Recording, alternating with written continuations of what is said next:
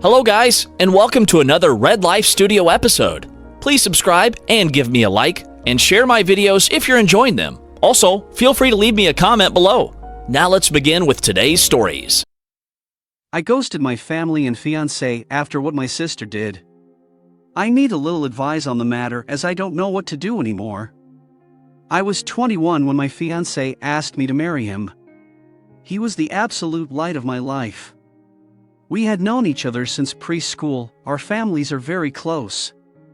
He would come and have dinner with us on a daily basis and vice versa. He doesn't have any siblings, but I have two older sisters, which is very important as he was also very close with them. We grew up together. When we started dating, I don't think our parents stopped celebrating for weeks. He helped me deal with a lot of my anxiety, and even when I gained a little weight and my mother berated me saying he was going to leave me, he told her off and said he loved me for who I was, not for what I looked like, even though he claimed I was the most beautiful girl in the world to him. We were only engaged for 6 months before the incident. My middle oldest sister, let's call her Nikki, was a very cold person. She never showed any affection. She only ever opened up to my fiancé as she said she saw him as a brother, and he also helped her through a lot of her dark times, such as battling drug addictions and breaking the law. She and I never saw eye to eye. I loved her dearly because she was my sister, but didn't like her as a person. Out of the blue she tells me she wants to take me clubbing as we had never been together before, and she felt bad that she was so distant to me. I agreed, and that night we went out. Clubbing wasn't really my style, but once I had a few drinks, I loosened up a little and began having fun. The night was going smoothly until Nikki spotted a guy across the room whom she claimed she wanted to climb like a tree. She walked over to him, and within a few minutes she was back and she had a sour expression on her face. I asked her what was up, but she never said anything. I kept pressing because I didn't want our night to be ruined. She then told me the guy didn't want her number, but he wanted mine instead. I told her he was a loser and there were plenty of guys around who would kill to be with a girl like her. She didn't budge though. She told me she needed to use the restroom and then we would leave.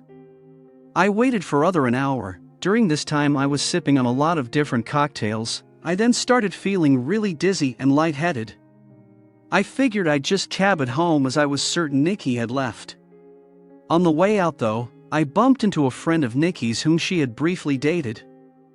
He asked me if I needed a hand to my car and I explained I was getting a cab. He said he was getting ready to leave and we could share one. I told him okay and we walked out of the club together and into the first cab we saw. I tried to find my phone in my purse, but I felt myself getting dizzier and dizzier. I don't remember what happened next as I blacked out, and the next morning I woke up on a hard sofa, my head pounding. When I came to, I realized I was in Nikki's friend's house and my phone was sitting on the glass table in front of me, but it was flat. When he noticed I was awake, he offered some tablets and water and explained that I had passed out in the cab and he didn't remember my parents' address, so he just picked me up and took me back here where he laid me on the sofa. I told him I needed to go home as my fiancé would be worried. He called a cab and I left. When I arrived at my parents' house, my mother, father, Nikki, my fiancé and his parents were all standing in the living room. I thought they were worried about me, but the instant I opened my mouth my fiancé asked how could I do this to him. I tried to explain that my phone went flat, but he then went on screaming about how could I cheat on him. I was baffled. Why would he think that? I tried to explain the night's events, but I kept getting cut off. Nikki then chimed in and said I was a lying ass, and how could I be so heartless to a man who has been there for me through thick and thin. She went on to say I kept flirting with random guys all night, and then when she went to the bathroom, she saw me leave with her friend. I told her what had happened and she showed me photos on her phone where as we were leaving, his hand was on my back ushering me outside. Yes, the photo did look horrible and I was so drunk I didn't even realize his hand was on my back at all. My fiancé was so angry, he kept shouting and his mom and mine were both crying. I then asked Nikki to call her friend and he would confirm nothing happened, but when she called him, he told a completely different story. He said I begged him to take me back to his, and when he did, we slept together multiple times. I saw red and started crying and yelling at Nikki because I knew she had organized this whole thing to make me look bad. I begged my fiancé to believe me, but he just shook his head and left. When everyone had cleared out, my mother slapped me across the face and told me to get out. I left and went to a friend's house where I stayed for a few nights. During those nights I called my fiancé crying and pleading with him to believe me that nothing happened, but it all fell on deaf ears as he never returned any of my calls or texts. My mom texted me and told me she was kicking me out and that she couldn't believe I would do such a thing, and a lot of hurtful other slurs I don't think I could repeat here. She didn't even give me time to get my things as she threw everything out. I was now homeless. None of my family would take me in, as they chose my fiancé and mother's side. I was homeless and single in less than a day and a half. My entire world had been taken away because of Nikki's lies. Now for weeks I tried everything to get my fiancé back and my family. The limit for me though was when Christmas time had come and I went over to my mother's house to try and reconcile. I was sleeping from couch to couch during this time. When I got to my parents' house, I knocked on the door but no one answered. My friend then called me and told me she just saw on Facebook that my family were in another state celebrating Christmas and they had posted pictures online. Everyone was there, my sisters, parents, grandparents, and even my fiancé and his family.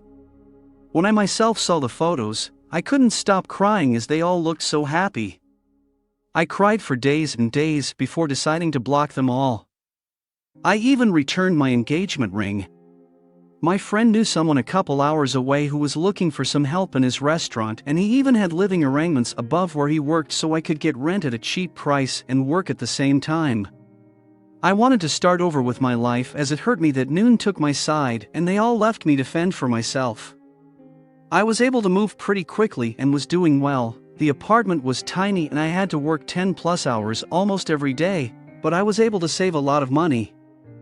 I'm not living in the apartment anymore. I was able to rent a much nicer condo, but I am still working at the restaurant as assistant manager. Now it has been roughly 2 years since I left and have not spoken to any of my family. I have no idea what is going with them until I got a knock on my door. It was my ex-fiancé. I was shocked to say the least. All these feelings came rushing back and all I wanted to do was jump into his arms. But then I remembered the pain I had felt and tried to slam the door in his face, but he stopped it and asked that I let him explain. He said that Nikki had gotten married and she had confessed that she lied about the situation because she had found someone she loved so much and realized what a horrible thing she had done. I asked him how he found me and he said my friend told him. My entire family had been trying to get in touch with me and want to see me. I told him I needed time to see if I even wanted to have them in my life. He left and I have been a mess since. I don't know what to do. I know I will never ever forgive Nikki. She could rot for all I cared, but it's hard because my other family and fiancé didn't know she was lying, but I also felt like they abandoned me too quickly without letting me explain my side. I don't know if I should forgive them. Any advice would be much helpful. Thank you for taking the time to read. If you enjoy this type of content and would like to see more of it and support the channel, feel free to subscribe and turn on notifications.